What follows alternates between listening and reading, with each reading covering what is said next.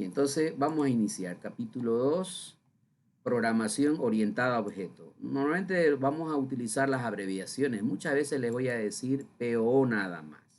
Ustedes tienen que ya saber que estamos hablando, nos estamos refiriendo a programación orientada a objetos. ¿Qué es?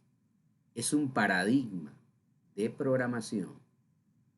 O sea, es una manera de hacer programas, un estilo también puedo decir. Es decir, es un modelo o un estilo de programación. O sea, es una manera de hacer programa, o sea, una manera de resolver problemas.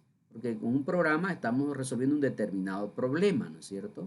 Entonces, PO, así nomás, ustedes cuando le pregunten a alguien qué es PO, simplemente es un estilo de programación, un modelo de programación, un paradigma, si quieren hacerlo más técnico. ¿Ya? Entonces un estilo tiene sus propias reglas. ¿Ya? Hay que entender cuáles son sus reglas y aplicarlas. Es un estilo de programación que nos dan unas guías sobre cómo trabajar con él. O sea, hay que entender sus reglas, sus guías. Básicamente, la programación orientada a objetos se basa en dos cosas. En clases, ¿ya? En clases y objetos. En esas dos cosas se basa.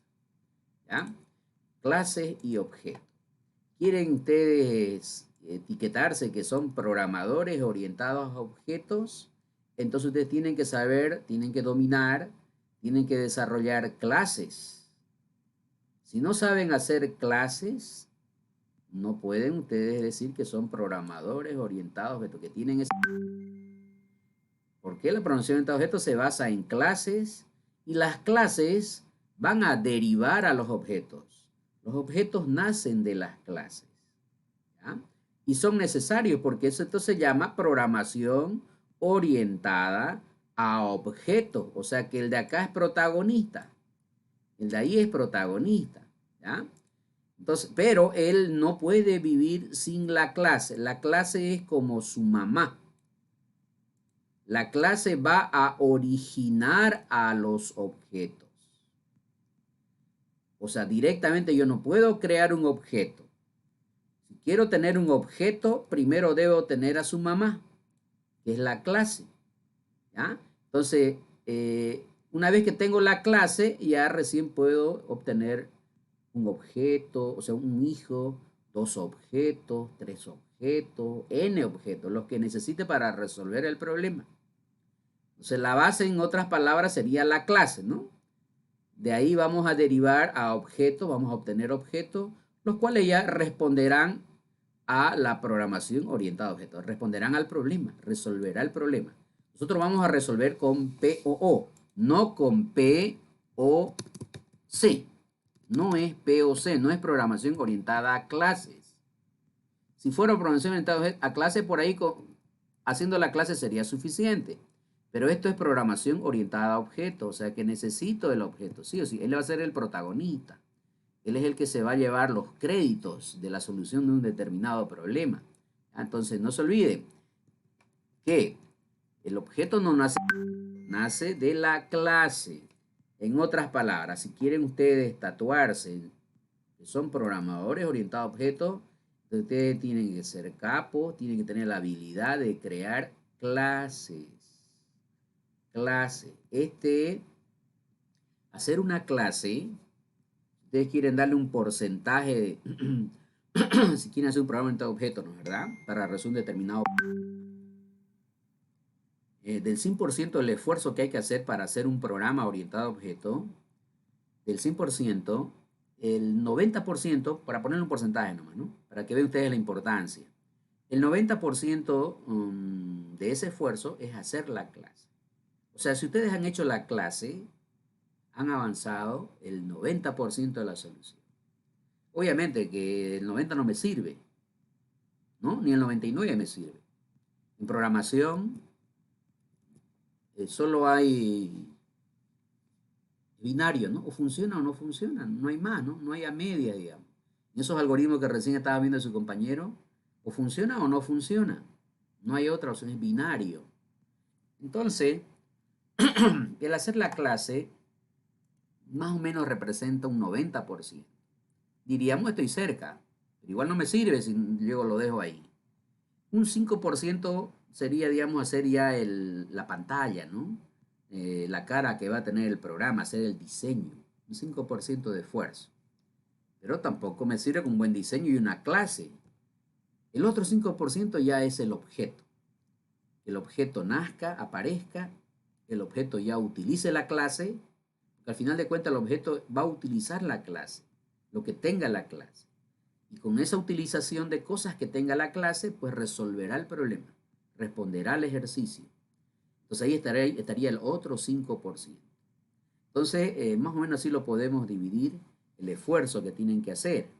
En otras palabras, al decirle que la clase es representa el 90%, estamos diciéndoles que es muy importante, es clave que sepan hacer la clase. Eso es importante, ¿ya? Si ustedes quieren medirse con otro compañero, normalmente se van a medir en cuanto a clase. Yo tengo una clase, ya te digo lo que hace, 50 cosas. El otro va a decir, no, yo tengo una clase que tiene 60 funciones, 60 cosas diferentes. Y uno va a ir midiéndose de acuerdo a la capacidad de crear clases. Es verdad que las clases así solitas no se puede usar en el programa, porque no es programación orientada a clase, es programación orientada a objeto. Tiene que nacer el objeto. Y el objeto al nacer de la clase va a tener derechos de usar lo que tenga la clase. Entonces ya el objeto responderá al programa. ¿Ya? ¿Alguna pregunta de este primer párrafo? ¿Alguna duda para aclararles? ¿Algo? ¿Alguien?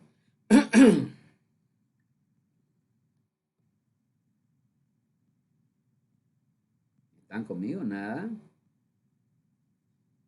Por mi parte, ninguno. Dice. ¿Va quedando claro? ¿Van captando el primer parrafito?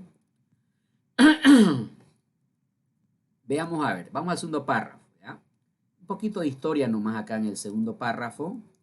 Ustedes saben que programación de objetos es un paradigma, o sea, es un modelo, un estilo para hacer programa, ¿no? Un estilo.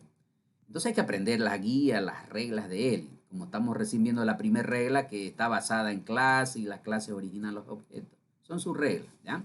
Bueno, pero hay otros paradigmas para hacer programa. A lo largo de la historia podemos indicar algunos. Por ejemplo, han ido apareciendo pues diversos paradigmas para hacer programas, ¿no? De un principio. Por ejemplo, los programas secuenciales. Ahí nombramos un lenguaje de programación como el COBOL, que todavía se sigue usando, ¿sí? O lenguajes paradigmas procedimentales como el BASE y el C o el C, ¿no? Donde se centraba bastante en la lógica, no tanto en los datos, en la lógica. Todo era lógica, lógica, lógica, ¿ya? Entonces, ya los más modernos que conocemos hoy en día, por ejemplo el Java, que siempre está en el top 10, ¿no? O el C Sharp que vamos a aprender nosotros, o el Python y otros, pues utilizan programación orientada a objetos. Entonces, eso nada más para solamente nombrar que no solamente es ese estilo PO, hay muchos estilos, a nombrar nomás algunos. ¿Ya? A lo largo de la historia se han ido utilizando para resolver problemas, o sea, para hacer programas. ¿Ya? Nosotros vamos a ver entonces PO a través de C#. ¿Qué más? Aquí otro pequeño texto. Un programador diseña un programa, o sea, hace un software, un programita, organizando piezas de información, o sea, ¿qué datos va a manejar el programa? Recién vimos en la actividad 2, quería que manejemos como datos, o sea, piezas de información, dice ahí, o datos, organizadas en piezas de información o datos. Por ejemplo, en la actividad 2 exigía que manejemos el nombre del empleado, el género, el cargo, inclusive que el sueldo también, que se lo invente así el programa, pero bueno, es un dato más. Y después había que manejar los comportamientos, o sea, no solamente son los datos, son los comportamientos, ¿no? Y todo eso está relacionado en una plantilla llamada clase. Fíjense que clase, cuando les pregunte qué es una clase, ustedes también pueden decir esto bien cortito. Una clase es una plantilla. ¿Alguien sabe qué es una plantilla? A ver si alguien me ayuda ahí. ¿Qué entienden por plantilla? A ver, ¿alguien? Algo, Que ya es algo hecho. sí, algo predeterminado, algo hecho. Algo hecho, ¿no? Algo hecho, ¿no? Por ejemplo, en las páginas web, ya tienen algunas plantillas, ¿no? ¿Verdad? O sea, ya tienen un modelo, un esqueleto fijo. Allá el título, a la izquierda tal cosa, a la derecha tal cosa, al medio, al centro algo, abajo tal cosa. Ya tienen una plantilla, un esquema, un esqueleto. Después ya yo puedo cambiar, porque esa misma plantilla se la puedo vender o usar esa plantilla para el deber. Bueno, le hago la página del deber en base a esa plantilla, ese modelito. Y esa misma plantilla se la aplico, no sé, a página 7 o a una empresa, una farmacia, en fin, voy usando la misma plantilla, el mismo modelo, ¿entienden? Entonces las plantillas son como una especie de molde, también se puede llamar eso, plantilla, por ahí con la palabra molde también pueden entender mejor. Molde, por ejemplo, los que hacen tortas tienen plantillas o moldes, ¿no? Torta, por ejemplo, torta para 20 personas. Es un tamaño, una altura, tiene un molde, ¿no? Un formato corazón, otro molde, ¿no? O un formato estrella como el de UTEPSA. Todos tienen su molde o plantilla. El que hace ladrillo, el fabricante de ladrillo, de esos adobitos, ustedes deben conocer, los chiquititos, igual tiene su molde, ¿no? Su plantilla también se puede decir, o molde. Lo harán lo fabricarán de fierro, de madera, de alguna manera lo van haciendo de acuerdo a las medidas estándares de alto, qué ancho va a tener, qué largo va a tener, en fin, ¿no? De acuerdo a los estándares de la construcción, hacen su molde o plantilla, también se llama plantilla o su molde para que entiendan. Entonces, ese cuadriculado que se hacen hacer de madera o de otro material, eso se llama plantilla o molde. O sea, en otras palabras, en programación orientada a objetos, eso sería la clase. La clase. ¿Ya? Entonces, ese molde, imagínense de una empresa que fabrica ladrillos, ese molde, o de la que hace tortas, ese molde de torta, por ejemplo, no es que tiene la torta. No se la usa el molde, ¿no es verdad? El molde no se lo damos al cliente, sino lo que el molde ya produce, sí se lo damos al cliente. Nosotros no lo comemos por último. Lo que al usar ese molde, por ejemplo, el ladrillero, ya tenemos ladrillo. Lo podemos vender, lo podemos usar en casa, en fin. Ya tenemos ladrillo. Esos son ya los objetos. Cuando usamos el molde, nacen los objetos. Eso sí ya se puede utilizar, ¿no? En un molde o plantilla de torta, el molde no nos sirve para comer, ni para vender, ni para nada, ¿no? Sí es verdad que sirve para hacer la torta. La torta que se obtiene al usar el molde, ese ya es un objeto. Ese sí se puede utilizar, ¿no? Para que me entiendan, ¿ya? Entonces, volviendo a este parrafito, para que sigan entendiendo, todos los párrafos deben entender, ¿ya? Un programador diseña un programa de software organizando piezas de información, o sea, organizando los datos, ¿no? Y también los comportamientos relacionados. Y estas dos cosas, datos y comportamientos que tienen relación, los va a guardar en una plantilla, los va a guardar en un molde. Esa plantilla o molde se llama clase. Entonces, una clase va a tener dos cosas entonces. Aquí lo voy a señalar. Datos, por un lado, y comportamientos, por otro lado. Dos cosas. Es como una casa de dos cuartos. En un cuarto se guardan los datos, ¿ya? Y en otro cuarto los comportamientos, los programitas. Es como en la actividad 2, podía ser dos cuartos también, una clase para la actividad 2. En una guardaría los datos, que sería el nombre del empleado, el género, el cargo, el sueldo, los datos del empleado. Y en otro lado, los comportamientos sería ya, bueno, comparar si es el nuevo mayor o no es el nuevo mayor. Ya es los programitas pequeños, ¿no? Los comportamientos. Entonces, lo tiene así separado, pero dentro de una misma clase, encapsulado ahí. Entonces, una clase contiene dos partes, datos y programitas, y en vez de comportamientos. Comportamientos o bueno, en realidad voy a ponerle o programas pequeños, así lo voy a poner para que me entiendan, ¿ya? Y estos están relacionados, o sea, los programitas pequeños están relacionados con los datos, ¿ya? Y todo eso se almacena, ¿ya?, en una plantilla o un molde llamado clase, ¿ya? Una vez que tenemos la clase, el molde o la plantilla, una vez que tenemos eso, bueno, recién se crean los objetos, recién se crean los objetos. ¿Cuánto? Depende de lo que necesite para resolver el ejercicio.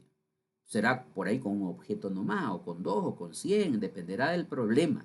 Pero luego se crean los objetos individuales, ¿ya? Entonces, ese es el asunto. Así más o menos estamos entendiendo las reglas de la programación orientada a objetos. Ese no, ¿ya? Entonces, van a nacer los objetos a partir de las clases. Las clases, la mamá del objeto. Todo el programa de software se ejecuta haciendo que varios objetos interactúen entre sí. O sea que para resolver un problema, por ahí necesito de varios objetos, por ahí de uno o varios, dependerá el ejercicio, ¿ya?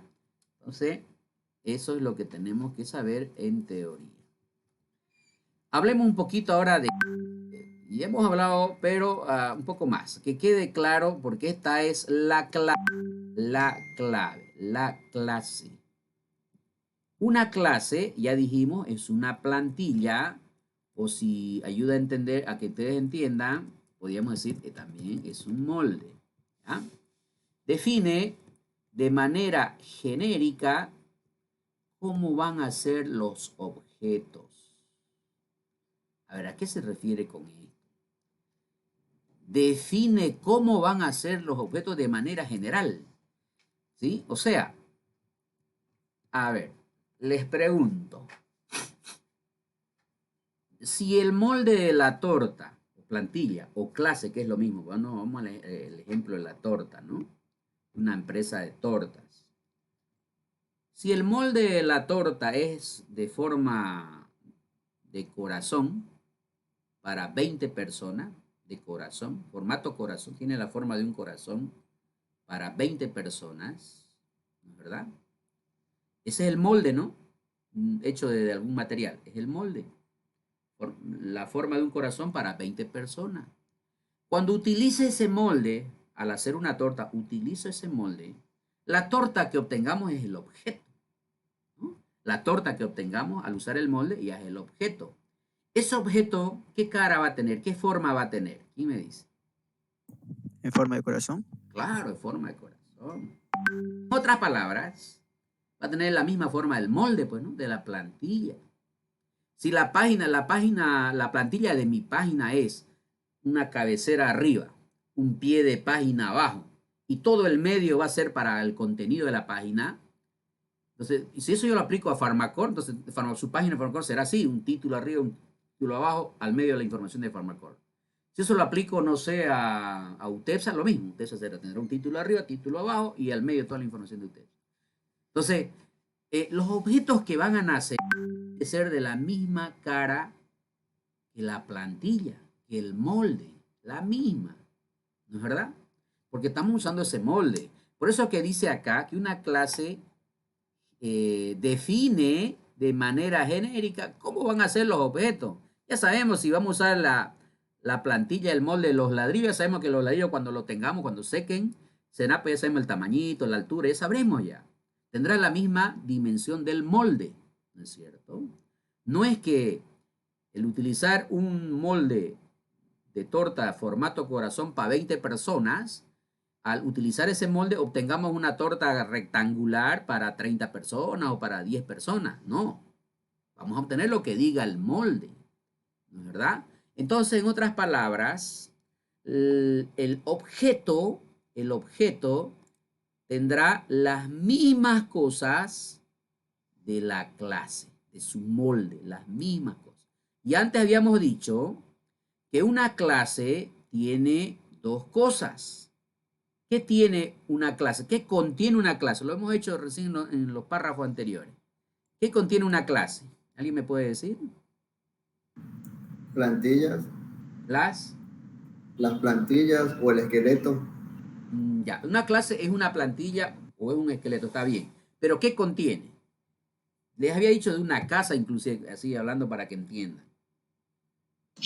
Contiene datos, Ya, 2 cuartos, ¿no? Un cuarto para los datos datos y otro para para era los pequeño programa. comportamientos o mejor, programas pequeños. Entonces tiene 2 cuartos, ¿ya? Uno para guardar los datos y otro para los programitas. Entonces, si la plantilla de la clase tiene 2 cuartos, el objeto va a tener 3 cuartos o un cuarto cuando nazca el objeto.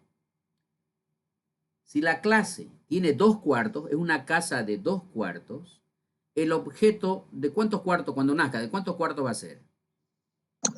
De 2. De 2. Tiene que ser como es el molde, ¿no?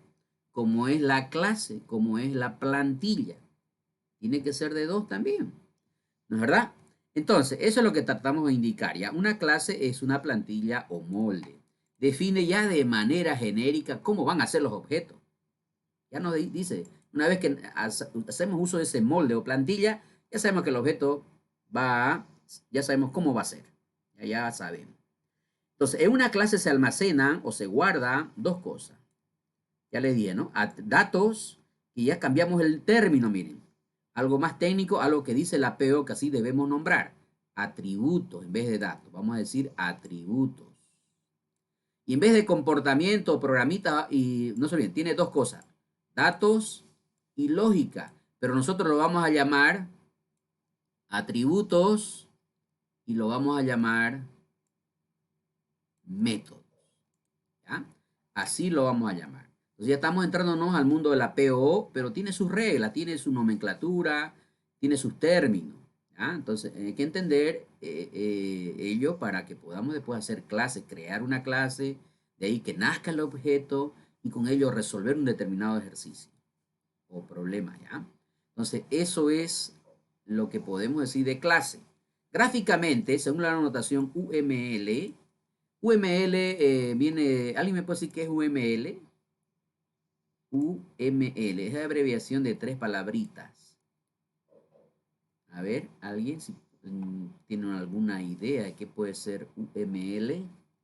La L de ya es el lenguaje.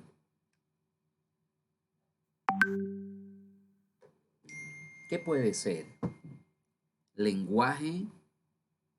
La M es modelado. Es un lenguaje para modelar. No es lenguaje, lenguaje unificado de modelado. Exactamente, ¿no? Lenguaje unificado para el modelado. Entonces esto lo van a usar bastante en todas las materias que sigan, ¿ya? Van a usar bastante UML. Es un lenguaje de modelado unificado. Ahí le voy a decir, ¿querés hacer un diagrama para tu base de datos? Bueno, UML tiene unas herramientas para que agarras ese diagrama y hagas el modelo de tu base de datos. ¿Querés representar la interacción internamente de un programita? Bueno, hay otro diagrama que UML nos ofrece. Entonces, para todo tiene su diagrama. Entonces, vamos a estar siempre relacionados con UML. En este caso, quiero ver qué me dice UML de cómo yo puedo dibujar una clase. UML me dice, hacelo así, me dice. ¿Querés dibujar una clase? Así. Es un rectángulo con esquinas redondeadas, como pueden ver. En el principio arriba está el nombre de la clase. El nombre de una clase es como un nombre de una variable, no puede haber espacios en blanco. El nombre de una clase. Ustedes le dan el nombre a su gusto. Yo acostumbro a darle una C adelante, C de clase, y después le aumento de alguna palabrita de acuerdo ya al problema. Por ejemplo, en la actividad 2, si lo hiciera con PO, la actividad 2 la resolviera con PO, le diría C de clase y empleado. C empleado la llamaría. Entonces yo acostumbro, saben que eso es libertad del programador, puede ser como quieran. Lo importante es que no tenga espacio en blanco, que empiece con letra y se uso letras, número y guión bajo, como una variable, ¿ya? Entonces, como les decía, hay 2 compartimentos, ahí como pueden ver, en un lado están los atributos, que recién lo cambiamos el nombre, venía como datos, ¿no es verdad? Pero ahora en programación de objetos el término más correcto es atributos, o datos, que es lo mismo, ¿ya? Entonces tiene un apartado para los atributos, y otro para los métodos. ¿Ya? Entonces, los métodos y los atributos están relacionados, lo decíamos antes también. Ellos están relacionados. Sí están encapsulados a vivir dentro de ese modelo, esa clase. Atributos y métodos, aunque les guste o no les guste, están obligados a vivir. Antiguamente, normalmente el estilo de programación era solamente encargarnos de los programitas. Estos métodos son programitas, ¿ya? Y no nos encargábamos mucho de los datos, lo teníamos cada cual por su lado, los datos por su lado, los programitas por su lado. En programación orientada a objetos se encapsula ambas cosas, se piensa en los datos y se piensan en la lógica, ¿no? En los programitas. Entonces, en ambas cosas se encuentran en una clase, encapsulado ahí. A ver, un ejemplo para que vamos entendiendo esto, antes de irnos al descanso. Bueno, una clase, por ejemplo, si quiero representar a los animales, la clase la podía llamar C de clase, la clase animal.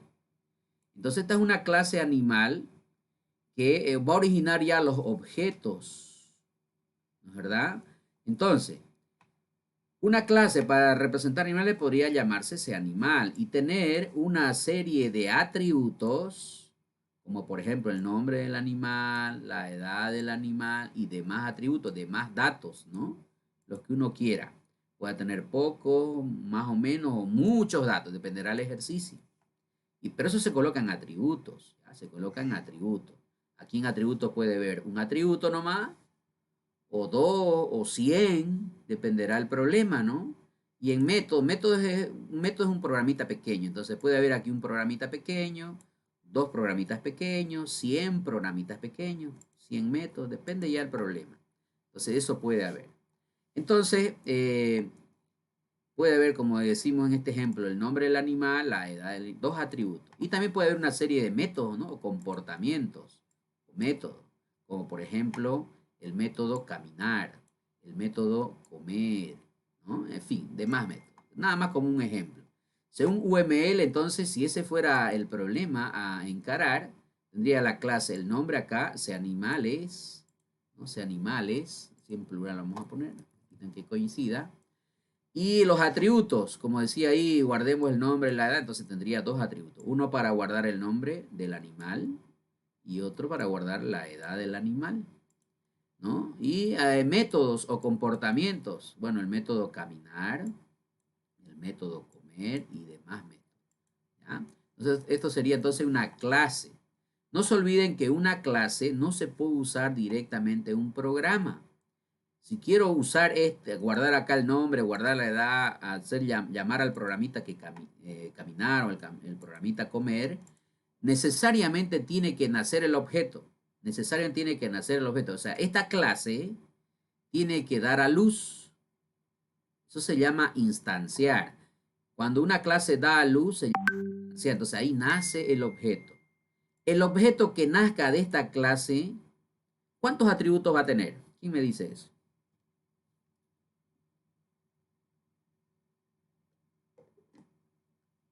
El objeto que nazca de esta clase, ¿cuántos atributos va a tener? 4. 2. Atributos. 2 atributos. 2. ¿Cuántos métodos? 2. 2. Es que esto es un molde, no se olviden, esta es una plantilla, es un molde. Entonces, los que nazcan de acá, pues van a tener la misma cara. Obviamente va a variar el nombre nomás, pero va a tener la misma cara, ¿no? Es que el esqueleto es el mismo, va a tener 2 atributos, 2 métodos. Porque así es esta clase, ¿no? Si esta clase en vez de 2 tuviera 3 atributos, bueno, los objetos que nazcan de esta clase tendrían pues 3 atributos. Depende que tenga el molde, ¿no? O la plantilla, ¿ya? Entonces, un objeto ya podría ser, digamos, cualquier animal, pues, ¿no es verdad? Por ejemplo, un perro. Entonces, de esta clase animal sale el objeto perro, el objeto gato, por poner un ejemplo. Ellos ambos tienen 2 atributos, como el nombre del perrito sería Pancho y la edad 4 años, o del gato, su nombre Paco, 3 años. Tendrían los métodos comer, caminar, ambos. Todos heredan lo que tiene la clase. Los atributos y métodos que tuviera, todos los objetos nacen con ellos, ¿ya? Entonces, ese es el asunto. Vamos a hablar entonces un poquito más de objetos. Ya hemos hablado de clase, ahora de objeto. Bien, con la clase se pueden crear instancias de un objeto, cada uno de ellos con sus atributos definidos de forma independiente. O sea, la clase va a originar a los objetos. ¿Ya? La clase se llama, el término técnico se llama instanciar, así se llama, ¿ya? Instanciar.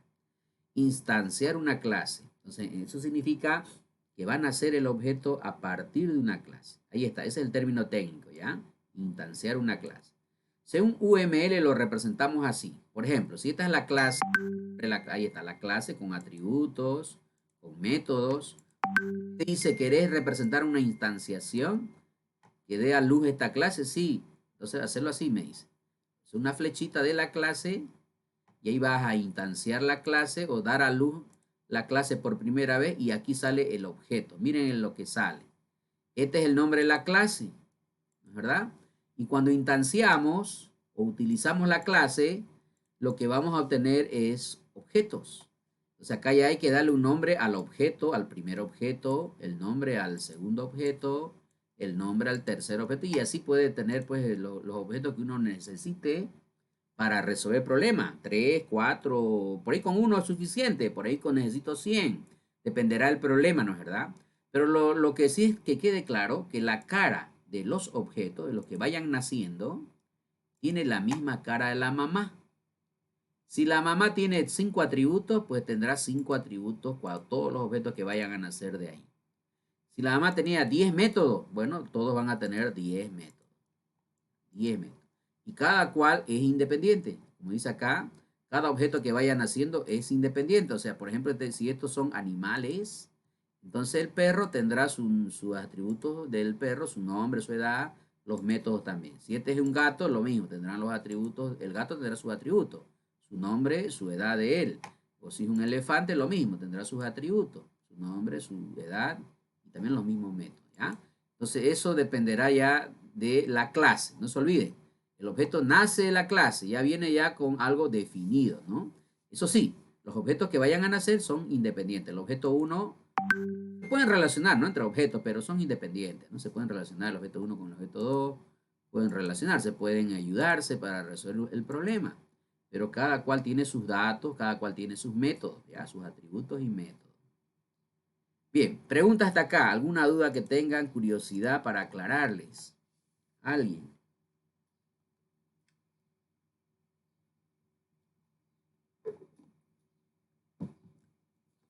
¿Alguien? ¿Alguna pregunta? Pregunten sus dudas. Nada. Imposible. Nadie. Bueno. Ya tenemos que irnos al descanso un poco más acá. Principio de la programación orientada a objetos.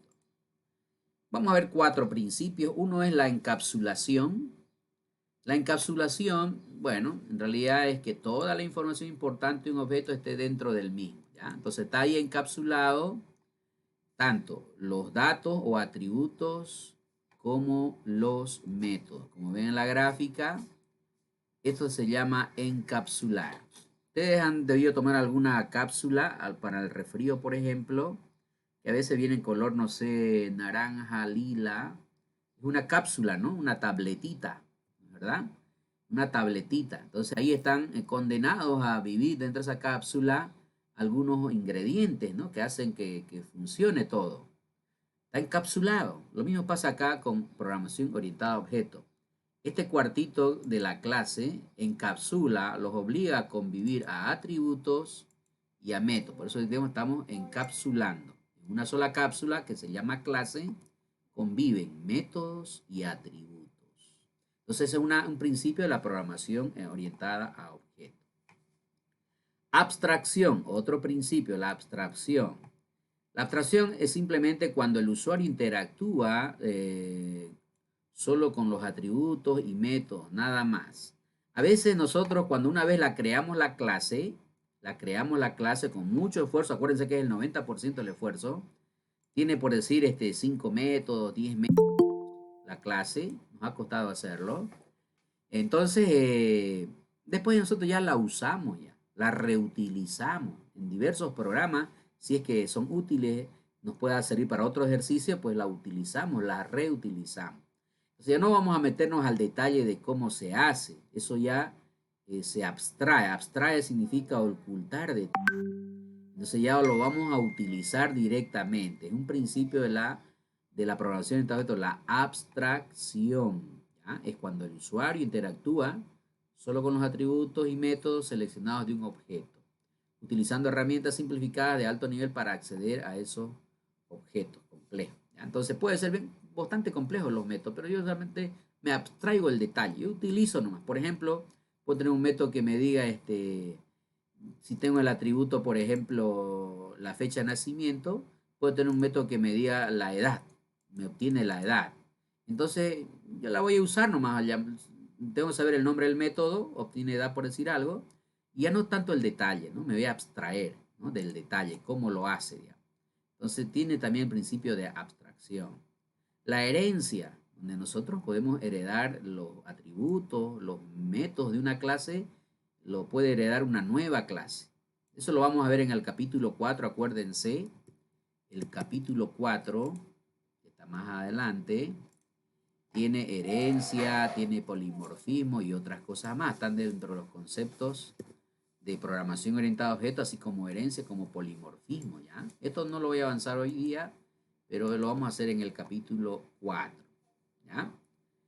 Algunos beneficios de la programación orientada a objetos, ¿no? Uno, la reutilización del código. Les comentaba recién, si ustedes tienen un método interesante, muy bueno, posiblemente me sirva para cuando esté encarando otro problema, otro ejercicio, lo pueda reutilizar. Y con la herencia se casa eso para que una clase nueva que están haciendo, pues herede todo lo que tenga otra clase. O sea que al nacer una clase, ya puede tener lo que tenía la otra clase. Es como pasa con las personas, ¿no? Papá, hijo. Entonces uno hereda sus atributos del papá, ¿no? Y hereda también sus métodos, sus cosas, ¿no? Entonces aquí también sucede lo mismo en programación orientada a objetos. Nosotros podemos reutilizar el código, ¿ya? Entonces cuando yo heredo una clase y la clase tenía 10 métodos, 5 atributos, entonces la clase nueva ya tiene 5 atributos, aunque no se ve ahí, pues ya tiene 5 atributos y tiene 10 métodos. Ya ahí puedo aumentar algún atributo ya que uno ya, de la cosecha de uno mismo, ¿no? Cuando uno dice heredé mi motito, yo ya me compré con mi trabajo otra moto, otra bici, alguna otra cosa. Entonces, normalmente reutilizamos el código. Es un beneficio de la programación de objetos. Convierte cosas complejas en estructuras simples, reproducibles. O sea, aquí, en esta segunda viñeta, aplica el dicho que dice, divide y vencerás. O sea, dado un problema, divídelo el problema, así vas a tener problemas pequeñitos. Divídelo en 10 si querés. Entonces vas a tener del problema grande en 10 problemas pequeños. Y ya cada problema pequeño es más fácil de resolver. O si lo dividimos el problema en 5 pedazos, entonces cada pedazo de los 5 es más pequeño que el completo, obviamente, ¿no es cierto? Entonces aquí nosotros debemos convertir cosas complejas en estructuras más simples. Divide y vencerás. Se evita también la duplicación del código, ¿no? Entonces es otra característica de la programación orientada a objetos. No es necesario duplicar código. Permite trabajar en equipo. Si nuestra clase va a tener 5 métodos y somos 5 integrantes del grupo, entonces cada cual un método. Entonces podemos trabajar en equipo tranquilamente. Después ya me pasaste un método, ¿ya? Y lo colocamos en la clase. Y cada cual me pasa su método y lo colocamos en la clase. Entonces se puede trabajar en equipo. Al estar la clase bien estructurada, permite la corrección de errores. Si hay un error en atributos, o si me dice el que me pide el programa, dice, ¿sabes qué? Está bien tus 5 datos que tienes, 5 atributos, pero aumentarle unos 2. Entonces ya sé dónde tengo que ir, porque está bien estructurado, ¿no es verdad? Hay un cuarto para atributo y un cuarto para método. No, ese programa que obtiene la edad no está bien, no está calculando bien, revisalo. Yo tengo que ir al método preciso. Entonces, el hecho de que esté bien organizadito, entonces ayuda en la corrección de errores. Protege la información, otra característica. Sí, protege la información porque está encapsulado, no se olviden, está encapsulado. Solo podemos acceder a los datos pues a través de sus propiedades. Normalmente, los atributos son de tipo privado y los métodos son de tipo público. Normalmente es así, aunque uno lo puede cambiar, ya sea hacerlo público el atributo o hacerlo privado el método. Es verdad que uno lo puede cambiar, pero de entrada vienen con una característica. Los atributos son privados y los métodos son públicos. Entonces eso implica, como está hablando acá en los beneficios, de que protege la información, porque por default los atributos vienen de carácter privado. Ya solo puedo accederlo a través de sus propiedades que vamos a ver después. Bien, la abstracción nos permite también construir sistemas complejos de manera... Entonces tiene bastantes beneficios la programación orientada a objetos. Bien, preguntas, dudas antes de irnos al descanso. ¿Alguien? ¿Alguna pregunta, duda, curiosidad? Nada. ¿Alguien está entrando? No.